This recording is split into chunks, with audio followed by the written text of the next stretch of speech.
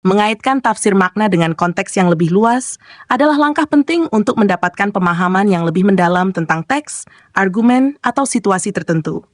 Konteks lebih luas mencakup berbagai faktor, termasuk sosial, budaya, ekonomi, politik, dan sejarah, yang dapat mempengaruhi makna dan interpretasi. Berikut adalah beberapa cara untuk mengaitkan tafsir makna dengan konteks yang lebih luas. Konteks sejarah.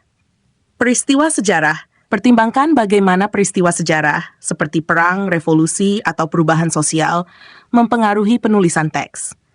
Misalnya, puisi atau prosa yang ditulis selama masa perang dapat mencerminkan trauma kolektif dan pengalaman masyarakat pada waktu itu. Perkembangan pemikiran. Apa teori atau pemikiran dominan pada zaman itu? Misalnya, pemikiran feminis yang berkembang pada abad ke-20 dapat mempengaruhi bagaimana kita memahami karya sastra yang berkaitan dengan gender. Konteks sosial dan budaya. Norma dan nilai.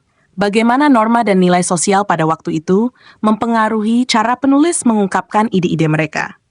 Misalnya, karya yang ditulis pada masa yang penuh dengan stigma sosial, seperti tulisan tentang homoseksualitas pada abad ke-19, mungkin memiliki makna yang berbeda dibandingkan dengan konteks modern.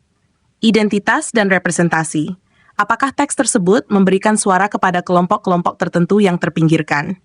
Bagaimana ini berhubungan dengan gerakan sosial yang lebih luas atau isu-isu identitas? 3. Konteks politik. Kondisi politik. Pertimbangkan bagaimana iklim politik saat itu mempengaruhi teks. Misalnya, tulisan yang muncul di bawah rezim otoriter mungkin berisi kritik yang tersembunyi atau menggunakan alegori untuk menghindari sensor. Ideologi. Apakah ada ideologi tertentu yang mempengaruhi cara penulis berargumen atau menyajikan informasi? Misalnya, teks yang ditulis dalam konteks Perang Dingin mungkin mencerminkan ideologi anti-komunis atau pro-demokrasi. Konteks ekonomi. Kondisi ekonomi.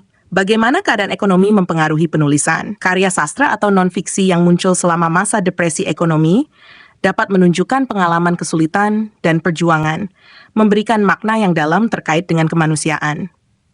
Pengaruh ekonomi global. Apa dampak globalisasi atau pergeseran ekonomi terhadap ide-ide yang disampaikan? Misalnya, teks yang membahas masalah ketidakadilan ekonomi mungkin dipengaruhi oleh tren globalisasi dan perdagangan. 5. Konteks audiens. Audiens yang berbeda. Pertimbangkan bagaimana audiens yang berbeda mungkin menafsirkan teks dengan cara yang berbeda. Audiens saat ini mungkin memiliki latar belakang yang berbeda dibandingkan dengan audiens asli, mempengaruhi cara mereka memahami dan merespons pesan. Resonansi emosional. Bagaimana teks ini berbicara kepada pengalaman kolektif masyarakat saat ini? Misalnya, teks tentang perubahan iklim mungkin sangat relevan bagi generasi muda yang lebih sadar akan isu lingkungan. 6. Konteks teori dan kritikan pendekatan teoretis. Gunakan berbagai teori sastra atau kritik, seperti feminisme, postkolonialisme, atau teori queer untuk memahami makna teks dalam konteks yang lebih luas. Pendekatan ini dapat mengungkap lapisan-lapisan makna yang mungkin tidak terlihat pada pandangan pertama. Dialog antar teks. Bagaimana teks ini berinteraksi dengan karya lain dalam genre atau tema yang sama? Apakah ada tradisi tertentu yang diikuti atau ditentang oleh penulis? Contoh pengaitan. Misalnya, jika kita menafsirkan novel yang membahas tema perjuangan kelas, kita bisa mengaitkan dengan sejarah, menganalisis bagaimana novel tersebut mencerminkan kondisi sosial ekonomi pada periode tertentu, seperti masa industrialisasi. 2. Membandingkan dengan karya lain, menyandingkan dengan karya sastra lain yang membahas tema serupa untuk melihat bagaimana pandangan tentang kelas telah berubah. 3. Merefleksikan dampak sosial. Mempertimbangkan bagaimana novel ini mungkin telah mempengaruhi gerakan sosial atau pemikiran politik pada saat itu. Kesimpulan. Mengaitkan tafsir makna dengan konteks yang lebih luas, memperkaya pemahaman kita tentang teks, dan memberikan wawasan tentang bagaimana makna dapat berubah seiring waktu dan dengan pengalaman kolektif.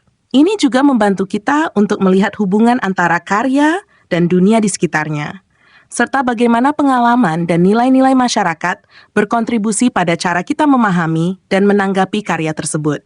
Demikian, semoga bermanfaat.